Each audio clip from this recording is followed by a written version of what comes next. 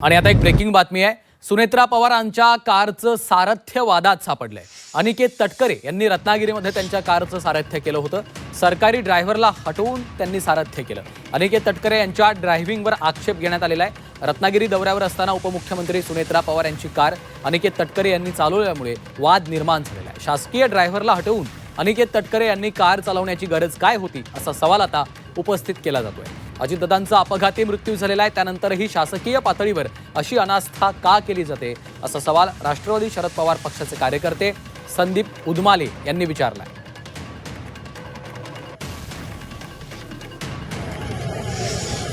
रोहित दादांना तर मला जास्त प्रमाणात हे वाटते। आम्ही मी आता कमिशनर साहेबांना भेटणार आहे या संदर्भामध्ये आणि सांगणार आहे की रोहित दादांना पहिली जेड दर्जाची सुरक्षा द्या म्हणून, कारण दादा एकटेच भांडताय, त्या दिल्लीमध्ये प्रेस कॉन्फरन्स घेत आहे। वहिनींचं पण काय मागणी काय, तुम्ही ड्रायव्हरचे त्यांचं सारथ्य करायला तुम्हाला आक्षेप काय? सारथ्य करायला मला आक्षेप काही नाही।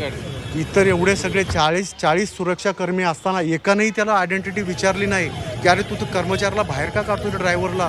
कुणी विचारलं? एक जण विचारलं ते पक्षाचे पदाधिकारी असतील, असू द्या पदाधिकारी, प्रोटोकॉलनुसार मुख्यमंत्री उपमुख्यमंत्र्यांचा सगळं ठरलेलं असतं, किंवा त्यांनी पीएला विचारला पाहिजे मी गाडी चालवू का म्हणून। पीएलाच तो विचारणा केली ना, डायरेक्ट आला तर ड्रायव्हरला म्हणे बाहेर निघ आणि स्वतः अनिकेत तटकरे आतमध्ये बसतात, हे कितपत योग्य आहे? वहिनीचा आक्षेप नसेल तर तुम्हाला काय? वहिनींचा आक्षेप नसू द्या, आमचा आक्षेप आहे। दादांच्या बद्दल अख्ख्या महाराष्ट्राला सहानुभूती आहे, अख्ख्या महाराष्ट्राला सहानुभूती आहे। तर आमची मागणी आहे ही चुकीचं आहे। प्रत्येक राष्ट्रवादीच्या नेत्याला आता सुरक्षा मिळाली पाहिजे। सुरक्षा याच्यामध्ये हलगर्जीपणा चालणार, खपवून घेतला जाणार नाही। की गाडी वापरताना शासकीय कर्मचारी असणं आवश्यक आहे, त्या अधिकाऱ्याची किंवा त्या ड्रायव्हरची ती जबाबदारी असते। आणि अशा वेळेला कोणताही अनुचित घटना घडली ते एक जबाबदारी फिक्स होते।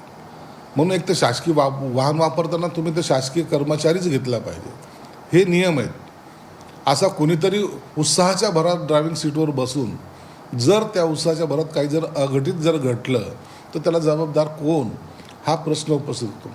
म्हणून जे VIPs आहेत, जे मागं बसलेले असतात, त्यांनीसुद्धा ड्रायव्हरच्या सीटवर हा सरकारी कर्मचारीच असला पाहिजे, ज्याचं आपण सर्वांनीच भान ठेवलं पाहिजे। एखादा पदाधिकारी असेल, आमदार असेल, खासदार असेल, त्या ठिकाणचा लोकल माणूस असेल, त्याची इच्छा असते की आपल्या नेत्याला मी स्वतः ड्रायव्हिंग करावी, अशा पद्धतीने जर अनेक केले असेल तर मला वाटतं त्याच्यावर टीका करण्याची गरज नाही। तर अनिकेत तटकरे यांनी सुनेत्रा पवार यांची कार चालवणं आता वादामध्ये सापडलेलं आहे। त्यांच्या ड्रायव्हिंगवर आक्षेप घेण्यात आलेला आहे। उपमुख्यमंत्री सुनेत्रा पवार यांची कार चालवणं अनिकेत तटकरे यांना आता महागात पडण्याची शक्यता आहे।